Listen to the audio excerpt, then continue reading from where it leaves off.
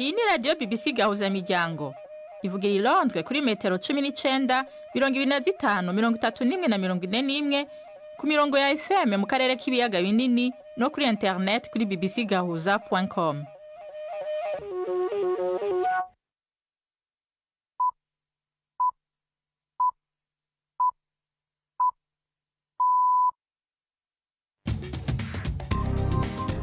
Ubu ni saa 10 n'igice ku isaha mpuzamakungu ya GMT, isaha 12 n'igice mu Rwanda no mu Burundi. Muri kumwe na Nina Iradukunda. Ndabahaye mwiriwe n'ikaze bakunzi ba BBC Gahuzamiryango. Izi ni ingingo z'amakuru y'umunsi wa mbere tariki 10 z'ukwicumi mu 2025.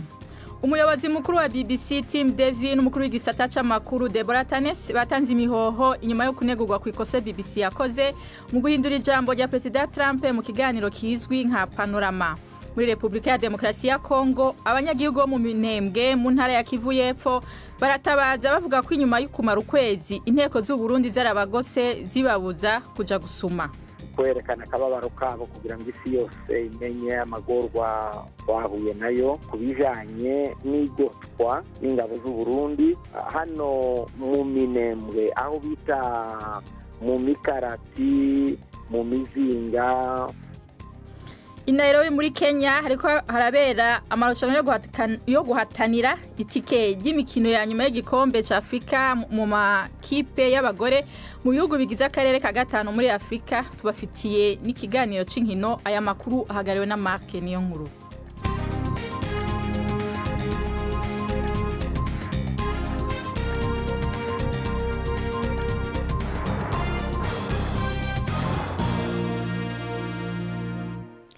Idoni devyo vyose ni mukanya Pwidansingi yumva aje kudusomera yavugwa kwisi. Donald Trump yoherereje BBC baruwa itanga impuruza yo gutanga ikirego ku kiganiro mbarankuru kitasubiyemo neza amagambo ye mbere yuko abamushyigikiye bigaba mu nyubako ikoreramo imitwe y'inteko ishinga amategeko izwi nka Capitol mu kwezi kwa mbere kwa 2021. Umuvugizi yatangaje ko iri gusuzumwa. Iki kiganiro cyateranyije ibice bibiri by'ijambo rya Trump mucyo umukuru w'akanama k'ubuyobozi bwa BBC uzwi nka Chair Samir Shah avuga ko ari kosa ryabaye rigatanga ishusho y'uko Trump yahamagariraga abantu kwinjira. Ugusaba imbabazi kwandurutse ku buryo bakase ijambo Trump yari yashikirije abamushigikiye itariki 6 ukwezi kwa mbere. Ngaha hari ibibazo bikomeye. Hari ico gihe c'imyaka 3 kandi reka ndababwire yuko muri iyo myaka 3 BBC yakoze amajana n'amajana y'amasaha y'ibiganiro by'intangarugero mu mwuga wo kumenyesha amakuru kuri televiziyo, ku radio no ku mbuga hwaniro. Dukora akazi keza cyane ngaha, ariko biranashika tugakora amakosa. Inevitably we make mistakes. Ayo magahano yatumye umuyobozi mukuru wa BBC n'ushinzwe ishami ry'amakuru bahakana ibirego byo kubugama begura ku myanya yabo. Donald Trump yahaye imbabazi za perezida abamushyigikiye baregwa kugerageza kwivanga mu matora ya perezida muri 2020 barimo n'abahoze bamwunganira mu mategeko Rudy Giuliani na Sidney Powell. Wari ukuriye itsinda ry'abakozi be Mark Meadows nawe ari mu yandi mazina mirongo y'abari ku rutonde rwatangajwe na Minisiteri y'Ubucamanza. Bisobanuye ko ubu bafite ubudahangarwa bwo gukurikiranwa mu rukiko ku rwego rw'igihugu cyose, ariko bashobora gukurikiranwa ku rwego rwa leta. Nta numwe ariko muri aba bose wari wakurikiranwa ku rwego rw'igihugu ku ruhare rwabo mu mugambi wo kugerageza guhindura amazina y'abahagarariye abatora bemeza ibyavuye mu majwi mu mareta y'ishiraniro mu matora azwi nka battleground states. Izi mbabazi zivuze ko ngo bageragezaga kwerekana uburiganya mu matora. Thailand iravuga ko ihagaritse ishyirwa mu bikorwa ry'amasezerano y'agahenge n'umuturanyi wayo Cambodia. Bikozwe nyuma y'iturika ry'igisasu cya mine hafi y'umupaka kikica abasirikare babiri b'Abathai. Amasezerano yahagarariwe na Perezida Donald Trump yaragamije kurangiza ubushyamirane bwo ku mupaka mu kwezi kwa 7 mu mirwano yapfiriyemo abantu 43. Minisitiri w'intebe wa Thailand Anutin Charivakul yavuze ko ibi byerekana inkeke z'umutekano zikomeje gushyirwa kuri Thailand. Minisiteri y'ingabo za Cambodia yavuze ko ishyigikiye amahoro ku buryo ngo budashidikanywaho. urubanza rw'ibyaha by'iterabwoba rwa Duduzile Zuma Zambudla umukobwa wa Jacob Zuma wahoze ari perezida wa Afurika y'Epfo rwatangiye mu rukiko rukuru i Durban. Aregwa gukoresha imbuga nkoranyambaga mu gushishikariza urugomo rwiciwemo abantu 350 mu kwezi kwa karindwi kwa 2021. Inkuru ya Nomsa Masego murayizwaho na Anne Marine we mwiza. Abashinjacyaha bavuga ko Duduzile Zuma yashishikarije abandi gukora ibikorwa by'urugomo binyuze mu butumwa yanyujije ku mbuga nkoranyambaga muri Nyakanga 2021 nyuma y'uko si perezida Jacob Zuma wahoze ayobora igihugu afunzwe azira kwanga gutanga ubuhamya mu rubanza rw'iperereza kuri ruswa. Duduzile yahakanye ibyaha byose aregwa kandi umwunganizi mu mategeko yavuze ko dosiye y'ubushinjacyaha idafite imbaraga. Mu butumwa bumwe yashyize kuri Twitter harimo ijambo ry'ikizuru azishe risobanura ngo reka bitwikire mu buryo bw'imvugo nyayo, ariko mu mvugo y'urubyiruko bishobora gusobanura reka imvururu zitangire. Duduzile yagiye agaragaza ko ibyo aregwa nta shingiro bifite ahubwo ari uburyo bwo kwihimura kuri se nyuma y'uko atangije ishyaka rye rya politike ndetse agatangira kwamamara arwanya ishyaka riri ku butegetsi rya African National Congress. Aya ni amakuru ya BBC. Urukiko i Paris rwahaye Nicolas Sarkozy wahoze ari perezida w'Ubufaransa gufungurwa muri gereza kare nyuma y'ibyumweru 3 gusa atangiye igihano cy'imyaka 5. Sarkozy yahamijwe icyaha cyo kugambana mu kubona inkunga y'amafaranga mu kwiyamamaza mu matora ayahawe n'uwahoze ari ategeka Libya umunyagitugu Muammar Gaddafi. Ubu azagenzurwa n'ishami ry'ubucamanza mu gihe ategereje ubujurire bwe. Sarkozy yabwiye urukiko i Paris ko akoresheje uburyo bwa video ko iminsi 20 yamaze muri gereza yari ikomeye cyane, anatsindagira ko ari umwere. Hari amakuru avuga ko abantu bagera kuri 200 biciwe mu mirwano hagati y'abarwanyi b'imitwe ihanganiye mu majyaruguru y'Iburasirazuba bwa Nigeria. Ibiro ntaramakuru byo mu Bufaransa AFP biravuga ko imirwano yadutse ejo hashize ku cyumweru hagati ya Boko Haram n'undi mutwe wo muri leta ya Borno. Iyi mitwe yombi yitandukanyije muri 2016 kubera kutumvikana ku ngengamatwara yayo, kandi kuva icyo gihe imaze igihe irwanira ubutaka. Nina urakoze Pidasenge yumva kuri ayo makuru.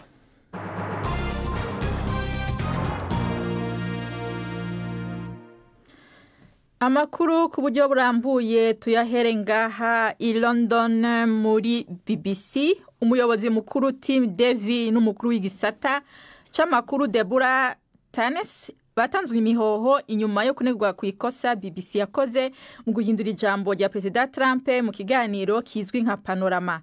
Ivyari bwigere bibaho ku muyobozi mukuru wa BBC n'umukuru w'igisata kijejwe amakuru batangira imihoho umunsi umwe. Bompi ariko bahakanye ko BBC muri rusange ifise ingendo yo guhengama. Inkuru yo ku rubuga rwa internet tubwirwa na Priment ku magenge. Umuyobozi mukuru wa BBC yaramaze iminsi ariko gitsure gikomeye kubera amatati n'ivyagirije bijanye no guhengama bikurikirana ico kimenyesha makuru. Kuwa mbere uheze kinyamakuru The Telegraph cyo mu Bwongereza cashiza habona urwandiko rw'imbere muri BBC ruvuga yuko ikiganiro ca Panorama cahinduye ibice bibiri by'ijambo rya Trump mu kubifatanya ku buryo bisa n'ivyerekana yuko yari kwarashigikira mu buryo bugaragara imigumuko yo kuri Capitol muri Nzero mu 2021. Abategetsi bo mu Bwongereza bavuga yuko bizeye ko uko gutanga imihoho gushobora gutuma ibintu bihinduka, mu gihe Trump we yavuze ko ashobora kwitwarira BBC. Mu gutangaza iyo ngingo ejo hahise ku mugoroba, Davie yavuze yuko BBC itari nta makemwa, ariko ko dutegerezwa kwama dutanga amakuru dukora mu muco kandi twemanga ibitagenda neza.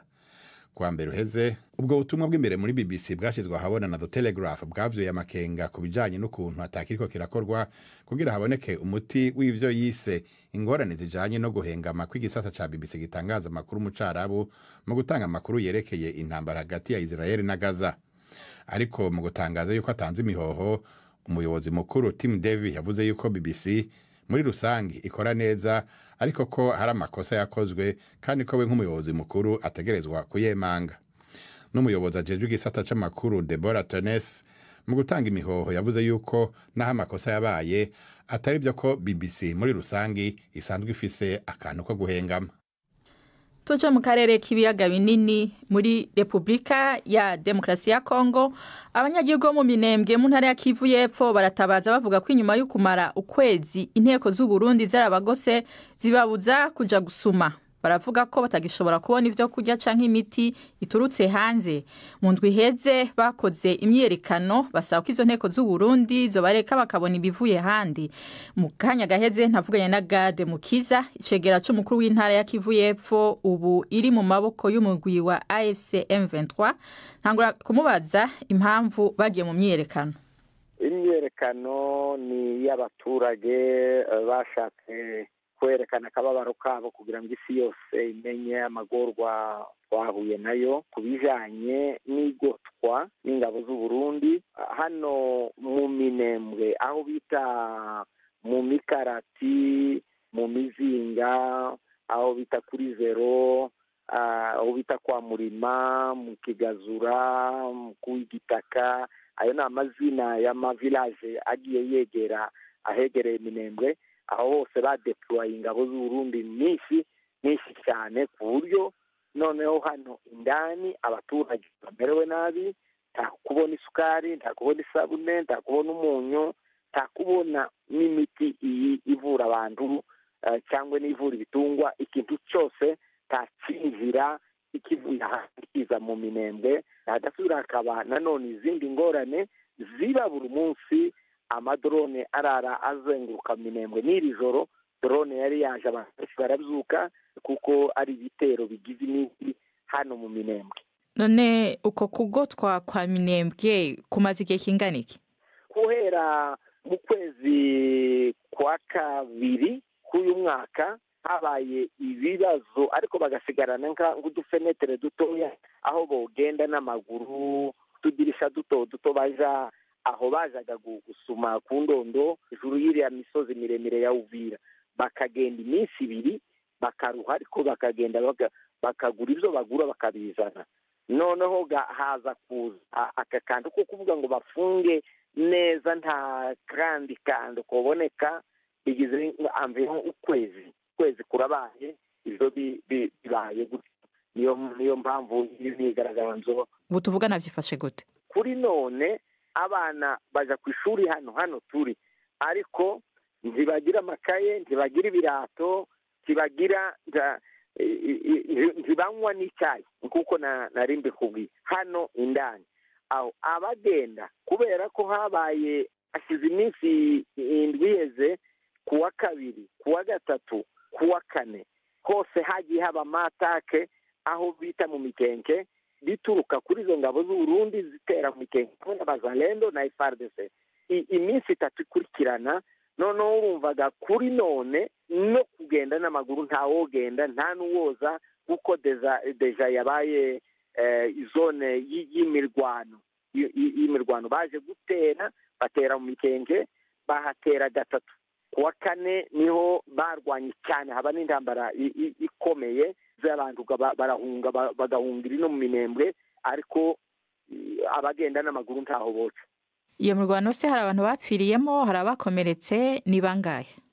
Barakomeretse abantu naha muri generale hari abarwayi 10, ariko hari abandi bariko bavuga bari ahandi ku yindi centre iri nkakure gatoya. Mwagiye kwigaragambya mu karere karimwo abantu bafite intwaro, inteko z'u Burundi bafite intwaro. None icyo mwashakaga mwarakibonye?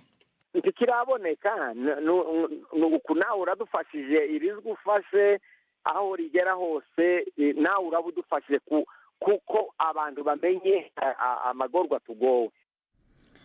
Uwo yari Gade Mukiza, icegera c'umukuru w'intara ya Kivu y'Epfo. Twashatse kumenya iki gisirikare c'u Burundi kivuga kuri iyo myidogo y'abanyagihugu b'Iminembwe, maze twakura umuvugizi wacu Baratuza Gaspard atwishura ko ivyo vyobazwa igisirikare ca Kongo. Ni saa 10:43 muri studio za BBC London, saa 12:43 nyene mu Rwanda no mu Burundi. Amakuru yacu arabandanya nyuma y'akaruhuko gato.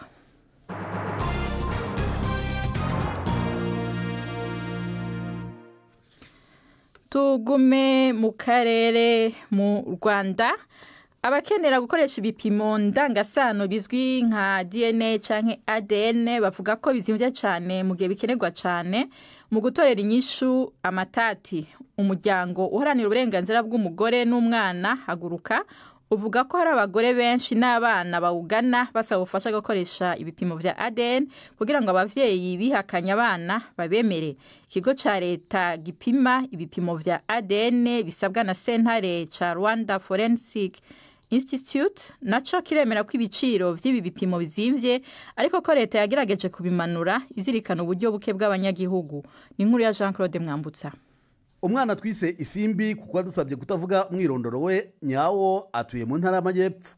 Isimbi ufite umwana w'uruhinja avuga ko yabyaranye n'umugabo bari bamaranye igihe bahura nk'umugabo n'umugore ariko batabana mu rugo. Ibintu byahindutse ubwo umugabo yamenyeshwaga ko umubano we na Isimbi ugiye kuvukamo umwana. Yanze kwemera ko umwana ari uwo. Abavuga ati nshobora kuba narahuye n'abandi batari we. Byose narifashisha, ari imyenda, ari ukwishyura ibitaro, ibintu byose narifashisha. Narabimubwiye nyine arambeshya ngo azamfasha, ariko nyine igihe kigeze cyo kujya kugura ibikoresho by'umwana arambwira ngo ubwo nzabage nifashe. Icyifuzo cyanjye ni uko twajya gupimisha nkareba ko umwana, ariko njye nzi ko neza ko umwana ari uwe pe. Abakobwa cyangwa abagore nka Isimbi ni benshi babyara n'abagabo ariko nyuma bakabihakana. Ababishoboye biyambaza inkiko zikaba zategeka ko umugabo runaka akorerwa ibizami byo kugaragaza niba ari we se w'umwana yitirirwa. Umusore uri mu kigero cy'imyaka 35 wasabye kutavuga umwirondoro we yambwiye ko yafunzwe umwaka usaga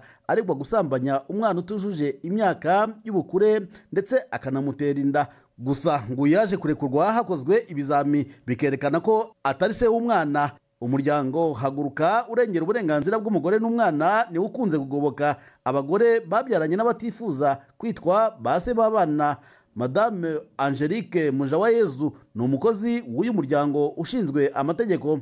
Usanga hanini abo bana bavutse gutyo n'ubundi abo bita base batarabafashe nk'ababo mu buryo buzwi na bose, ariko ubu ngubu dusigaye dufite serivisi yo kubafasha gupimisha ADN tukamenya isano iri hagati yabo n'abo bakekaga ko babyaye cyangwa se bari bazi ko babyaye birengagizaga nkana, hanyuma byajya mu mategeko rero none umwana akabonye uburenganzira ku nkomoko n'uwabaye se abemejwe n'amategeko nawe agafata inshingano za kibyeyi. Ikigo cy'u Rwanda cy'ibimenyetso bya gihanga bikoreshwa mu butabera cyangwa Rwanda Forensic Institute nicyo cyonyine gikora ibi bizami. Nacyo cyemera ko ibiciro biri hejuru ugeranije n'amikoro y'abantu, ariko nabyo ngo byaragabanyijwe cyane. Leta yemera kugira ibyo yigomwa ugereranije n'ibikoreshwa ngo igisubizo cya ADN kiboneke. David Irasubiza, umukozi ushinzwe agashami ka ADN, ubwo yari mu bukangurambaga bwo kumenyekanisha iki kigo mu karere ka Nyaruguru. Isano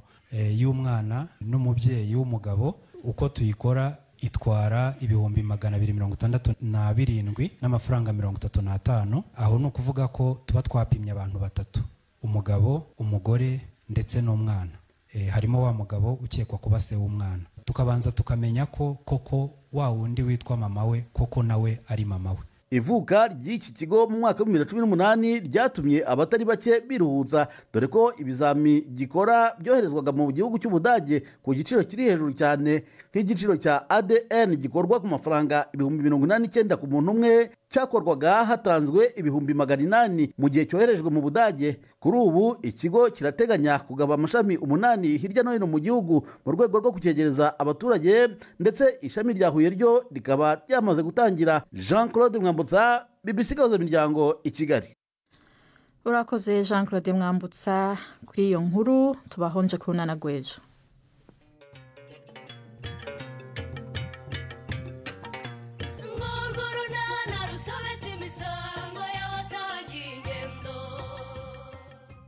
Mu kiganiro runana cyo kuri wa kabiri twabateguriye, nawe jwigira nimba ubishaka. Komeza wabire nakubwira iki.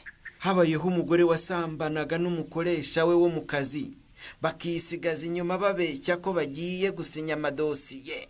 Ayo madosiye yasinyirwaga mu kizu kitaruzura. Ayo madosiye yavuyemo inda. Ubu uwo mugore aratwite, ashaka kubeshyera umugabo babana ngo niwe wayimuteye. Ni 12:45 kuri BBC.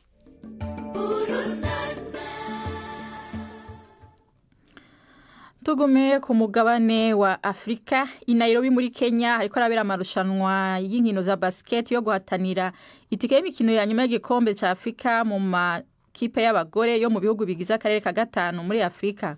U Rwanda ruhagarariwe na APR na REG. Iyi REG yatangiye neza imikino yayo ku munsi w'ejo, itsinda Lioness ya Tanzania ku manota 87 kuri 38. Urundi bwo bwahagarariwe n'imigwi ibiri, Gladiators na Lezipo. Muri iryo tsinda rya kabiri, Lezipo y'u Burundi yanyagiye Zetech University yo muri Kenya yitsinze ku manota 75 kuri 61. Twavuganye na Josue Ndimugakiza, umumenyereza w'umugwi wa Lezipo wo mu Burundi, atangura ambwira ingene inkino zino munsi zagenze. Kwa rukino rukomeye ko twakinye n'umugwi w'abanyeshuri twa Zetech University yegukira Kenya, n'abana bamaze iminsi bari muri camp, abana bagema, abana bakiri bato bashobora kwiruka bavanzemo na experience aho yize mu Buganda baje babakenyane bagataha. Rwa rukino goroshe ko ukina n'abana bakiri bato bamaze ukwezi bakorana hamwe, se twaba tumaze iminsi 5 gusa, ivaye n'abanyamahanga twazanye byatworoheye cyane, ariko Imana yadufashije yuko agace kose kahera turi imbere nk'amanota 5 cyangwa 6 turagenda tuyibika ko yama bihera turi imbere amanota 15. Ego, hanyuma irushanwa muri rusange munaribona gute? Turavye nk'umugwi wa kabiri murimwo, hariho n'indi migwi iri mu yindi imigwi muri rusange. Higanwa rikomeye cyane kuko ryashoboye kujwamo imigwi nka KPA, imigwi isanzwe izwi, umugwi nka Rego mu Rwanda, umugwi nka APR, imigwi nk'iyo muri Tanzania Fox yashoboye kuzana abaganda kazi kiyongeramwo. Higanwa rikomeye cyane riri mu buce bubiri nk'uko wari ubivuze, tuba turi mu gace ka B, agace kose kavamwo imigwi ibiri. Iyo migwi ibiri niyahura muri demi-finale hazovamwo imigwi ibiri ishobora guserukira izone akarere turi kumwe, akarere ka gatanu ariyo zone 5, kugira muri December bagenda gukina ihiganwa rya bose izoba yarepresente n'imigwi ibiri mu mazone yose yo muri Afrika ari 5. Imigwi myinshi yigiye guhiganwa mu mahiganwa nkayo igenda yiteguye bikwiye, haba mu buryo bw'imyimenyerezo, ibikoresho, eka n'uburyo muzokoresha. Mwebwe iyo myiteguro yagenze gute? Imyiteguro ntiyakoroye kuko nifashiwe kuzana abanyamahanga 4, babiri bakina muri Senegal, uwitwa Sabine n'uwundi yitwa Judith. Twarondera n'abandi babiri bari muri Amerika, ariko umwe muri abo babiri bari muri Amerika, umumeneze yitwa Shakin wakina muri Maroc, ariko akaba ari umunyamerika kazi, akaba no muri Amerika. Turikisha n'umupivote yitwa Brittany, akaba akina muri Swiss, ariko ari umunyamerika kazi. Mu kwitegura ko bakinyi kwa ruko kuburyo byari byoroshe, ariko bakubita ingoma aho hari turashobora kuronka ingeze ushobora kuzana indege, hama baratwongera n'ubundi buryo buke tuza kare ugira abo banyamerika n'abo bantu bavuye muri Senegal shobora kuronka indi minsi irenze 3, twakoze iminsi 5 turi muri Kenya kugira tumenyerane na gatoya basi. Hari ingorane ubona mu mikino ya basket y'abagore bidindiza amakipe yo mu Burundi? Ingorane zirahari, zirakomeye cyane kuko nta sponsor bafite ari officiel, usanga n'ugushikira aguha udufaranga duke ugiye gusohoka igihugu, ariko myiteguro birabira muri shampiyona yacu nta masomo dukina ashobora kwinjiza amahera. Uraraba ubaye wa mbere ahabwa iki, nta envelope ishika miliyoni 10 washobora guha envelope ugiye gusohoka ukoresha miliyoni zirenga 200, ugasanga federation nta byinshi yaguhaye. Urumva nta buryo bwinshi abainvesteri barashira muri basket y'abakobwa mu Burundi. Uwo yari Josue Ndimugakiza, umumenyereza wa Lezipo. Mututunge kuri iryo jwi ritari rimeze neza. Tugume mu makuru y'inkino twateguriwe na Yves Bucyana. Abashuje mwese bakunzi b'imikino kuri BBC. Mpere mu Rwanda, shampiyona y'umupira w'amaguru APR FC kuwa gatandatu yihereranye Rayon Sport ihise kuri ibitego 3 ku mwuka. Ejo ku cyumweru Kiyovu yanganyije na Bugesera ubusa ku busa, ni nako byagenze kuwa gatandatu hagati ya Police FC iyoboye urutonde rwa shampiyona n'amanota 17 yanganyije ubusa ku busa na AS Kigali. Mu Burundi ejo ku cyumweru Bumamuru yandagaje Interstar yitsinda ibitego 4 ku busa. Kuwa gatandatu Aigle Noir yatsinze Ngozi City 2-1, naho Flambeau du Centre itsinda Vitalo igitego 1 ku busa. Aigle Noir iracyayoboye shampiyona ifite amanota 25 ikurikiwe na Bumamuru na Flambeau zifite amanota 22. Umugabane w'Uburayi tujye mu Bwongereza, imikino ya English Premier League yarakomeje. Guardiola yujuje imikino 1000 nk'umutoza mu byishimo byo gukubita Liverpool, mu gihe Sunderland yasaga nk'iyisize insenda yashyize iherezo kuri Arsenal kumara iminota 812 itinjizwa igitego.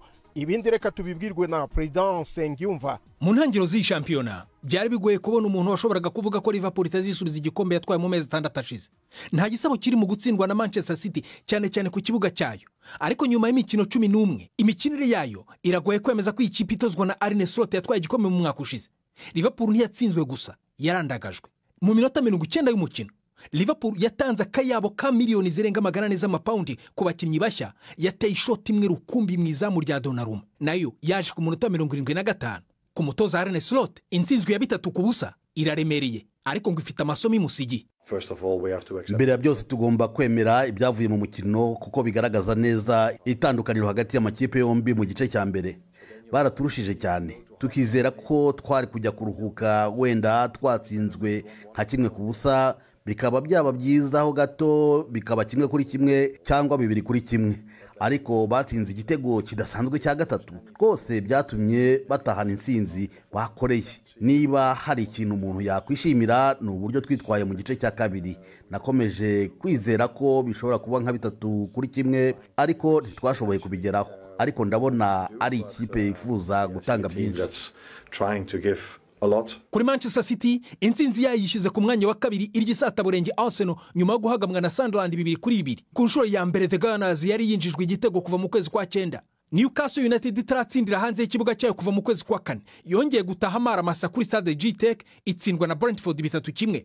Bournemouth yanyagiwe na Aston Villa 4-0, naho Manchester United yanganyije na Tottenham 2-2, mu gihe Everton yatsinze Fulham 2-0. Kunyerera kwa Arsenal byagabanyije umuvuduko wayo, ariko yacicaye ku isonga n'amanota 26, mu gihe Liverpool yaguye ku mwanya wa 8 n'amanota 18, aho iri kubyiganira n'andi makipe 4 arimo Manchester United, Tottenham na Bournemouth.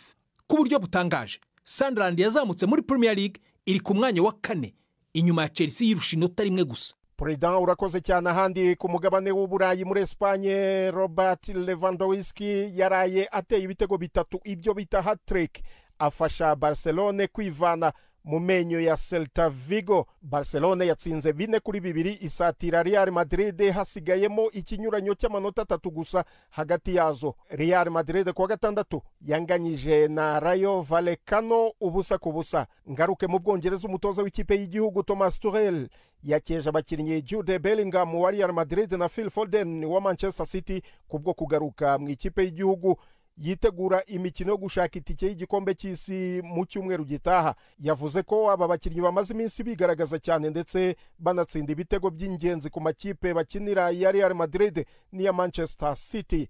Gusa Tuchel yanze igitutu ari gushyirwaho cyo kugarura muri iyo kipe Danny Welbeck, rutahizamu wa Brighton. Mu bakinnyi bataragaruka mu ikipe y'igihugu bazwi ni Jackie Grealish wa Manchester City ukina nk'intizanyo mu ikipe ya Everton, na myugariro Trent Alexander-Arnold w'ikipe ya Real Madrid.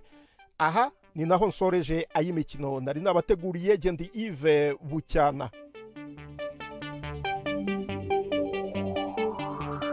Imikino kuri BBC Gahuza Miryango. Urakoze Yves Bucyana kuri ayo makuru.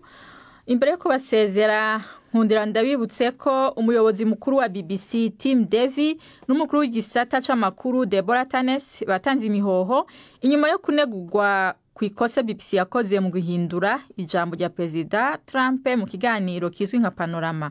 Muri Republika ya Demokarasi ya Kongo, abanyagihugu mu Minembwe mu ntara ya Kivu y'Epfo baratabaza bavuga ko inyuma yo kumara ukwezi inteko z'u Burundi zarabagose zibabuza kuja gusuma.